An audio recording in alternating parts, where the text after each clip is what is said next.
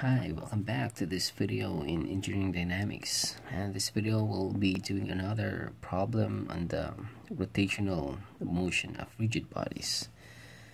So here the problem is taken from the book of Hibbler, and it's an example problem 16.2. Okay, so the problem is it says that the motor shown in the photo is used to turn a wheel and attach blower contained within the housing. So this is the photo. So there's an electric motor here, and then this is the housing. Then inside it is a blower. The details of the design are shown in the figure. So here's the detail. So we have an electric motor here. There's a pulley A. That's the driver pulley, and then it's driving this bigger pulley here. If the pulley A connected to the motor begins to rotate from rest with a constant angular acceleration of 2 radians per second squared. So this is from rest. Determine the magnitudes of the velocity and the acceleration of point P on the wheel. So here's the point P. So we have to determine the velocity and then the acceleration of this point after the pulley has turned 2 revolutions. So we're given like initial position, which is at rest, and then the final position, which is after 2 revolutions. Right, so the problem also says assume the transmission belt does not this is slip on the pulley and wheel.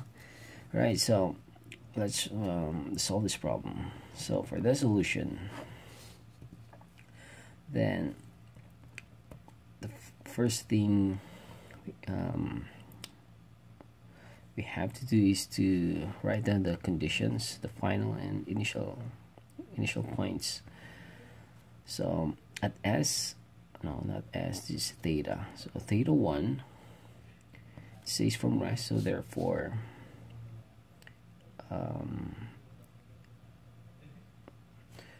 meaning that's the initial point. So at theta 2 it says this one, after the pulley has turned 2 revolutions. Right, so 2 rev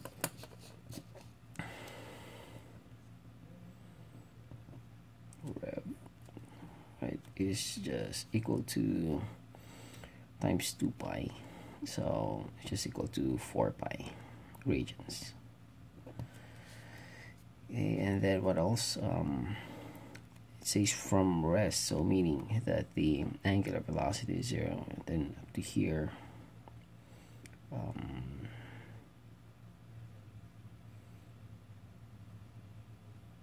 what's here?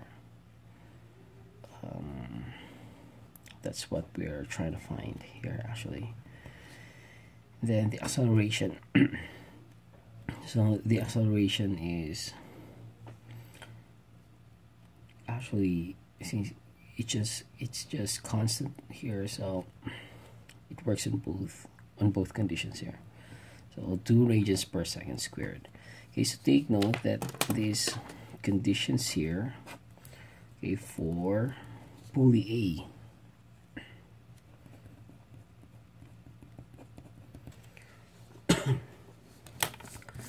okay, so now let's solve. Solving for W2 of pulley A. Okay, so this is it. Before we can find velocity here, the angular, not the angular, the linear velocity and the linear acceleration here, we have to determine first the velocities here. So since we have enough data here, then we can find the velocity on this, the tangential velocity or the linear velocity, and this pulley, which is also the same. That tangential velocity is also the same here and here also. So first we have to solve all the details here before we can find this b over here.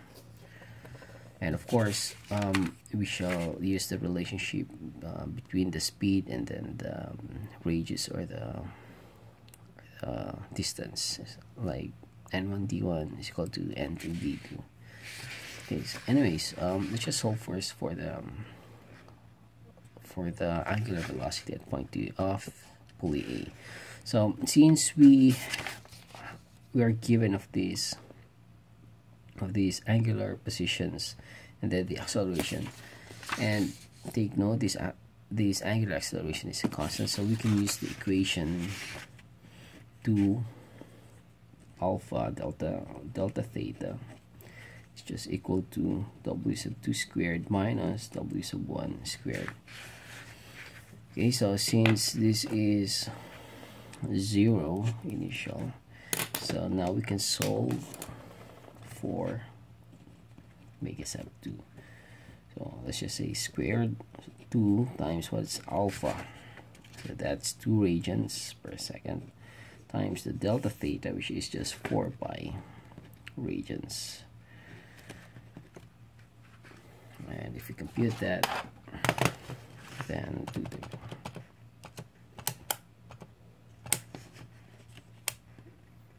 so that's 7.1. So 7.1 radians per second.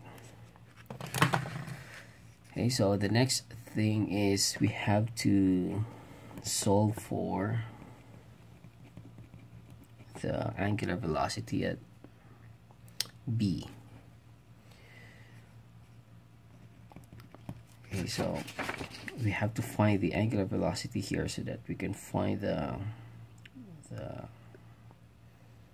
tip speed here with respect to this one. Okay, so let's do that. V sub 2 is equal to V sub 1, or let's just say V sub A. So the velocity here of A, the linear velocity of A, is just equal to the linear velocity of B. What's this? It's just omega A r sub A is equal to omega B r sub B. So since we already have this one, this A, this is it, this is the value here, then we can solve for the W sub B. So 7.1 radians times the radius, which is 0.15. All over the radius of B, which is 0.4. Okay, so 7.1 times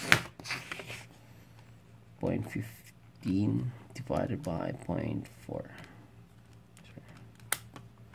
So 2. Let's say 2.66. That's also radians per second. Then now we can solve for the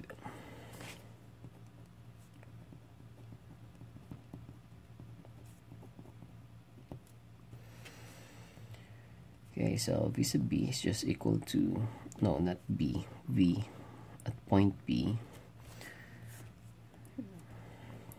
is just equal to the omega of B times the radius of B, which is just 2.66 times 0.4 times 0.4, so 1.06 meters per second. Okay, so anyways, I think you can also solve it directly here if we try.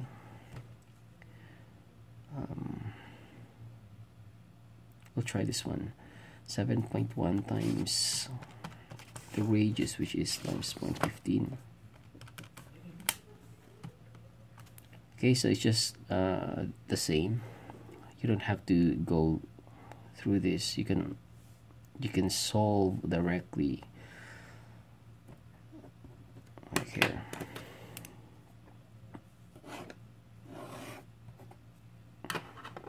Okay, skip.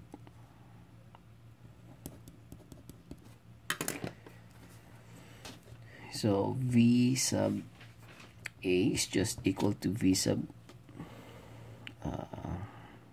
B or P, which is just equal to 7.1 times the radius of A, which is 0.15.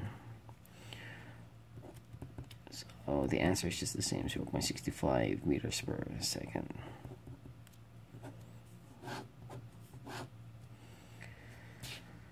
Okay, so then the next problem or the next question is you have to find the acceleration at this point. So recall the equation that for acceleration, it's also true that a sub t, this refers to the tangential acceleration of point A of pulley A is just equal to the tangential acceleration at the point B or point P. Okay, so what's this? This is alpha A times the radius A, which is just equal to alpha B times the radius B.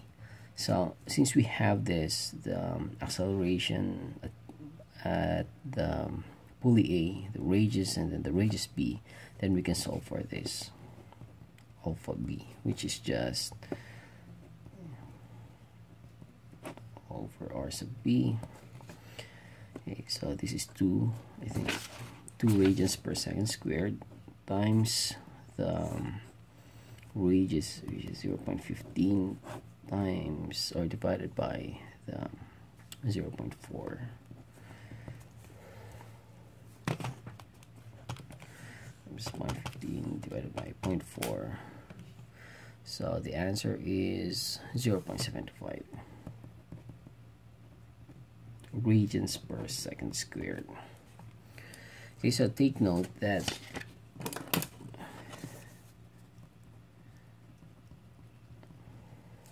by the way, we'll write this one, solving for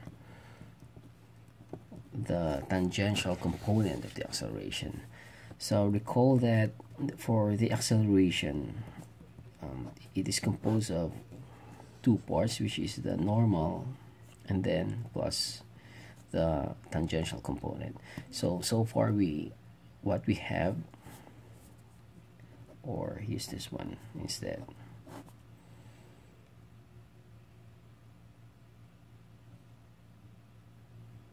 I know, I think this one is the correct one.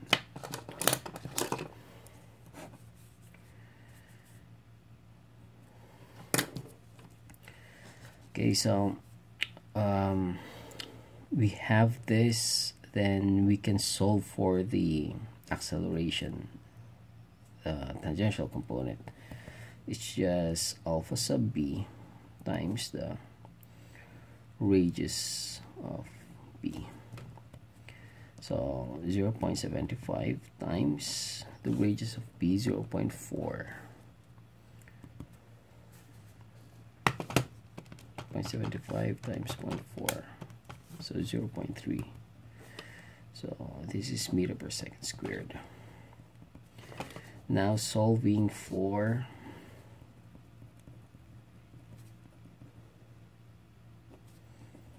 the normal component of the acceleration.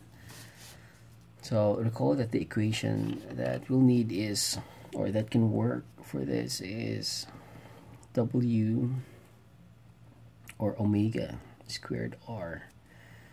So please, if you forget this video, this equation, then you can visit the video on how did we arrive at these equations. So this is the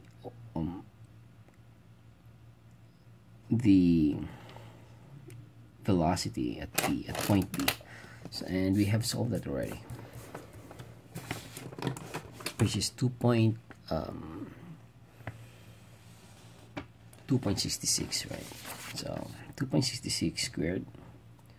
So take note that we are referring to pulley B, then this one.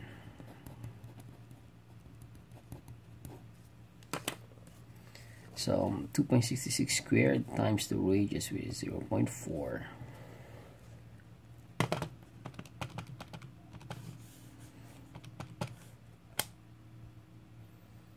So the answer is 2.83 meters per second squared. So solving for the acceleration at point P. So a sub P is just equal to the square root of an squared plus the tangential component squared, which is just 83 squared plus 0.3.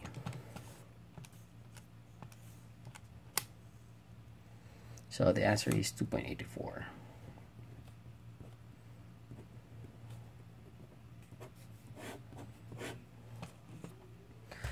Okay, so just to have a review of what we did.